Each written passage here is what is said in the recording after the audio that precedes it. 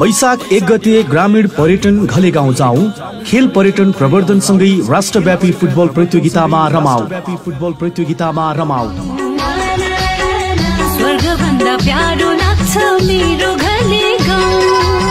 आठौं smart village gold cup आमन्त्रित राष्ट्रव्यापी फुटबल प्रतियोगिता 2082।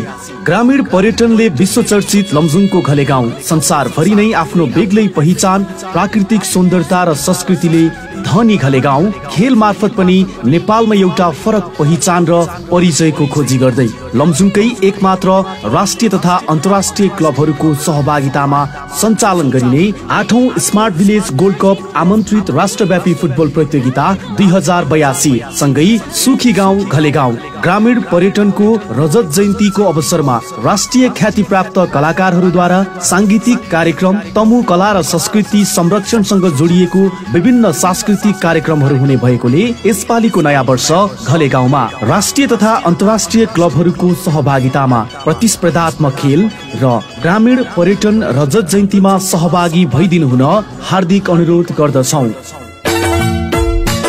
फुटबल तर्फ पुरस्कारहरू। प्रथम पुरस्कार नगद रु 6,555 गोल्ड कप र स्वर्ण पदक। द्वितीय पुरस्कार नगद रु 3,50,555 रजत पदक। उत्कृष्ट खेलाडी नगद रु 10,000 र कप। सर्वाधिक गोलकर्ता नगद रु 10,000 र कप। हरेक खेलको म्यान अफ द म्याच प्रदान गरिनेछ।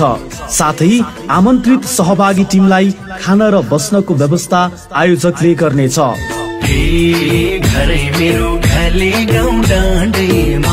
आयोजक पर्यटन व्यवस्थापन समिति स्मार्ट भिलेज घलेगाउँ लमजुङ। स्थान स्वर्गभूमि रङ्गशाला खेल मैदान घलेगाउँ लमजुङ। मिडिया पार्टनर लमजुङस्पोर्ट्स.com र लमजुङ खबर।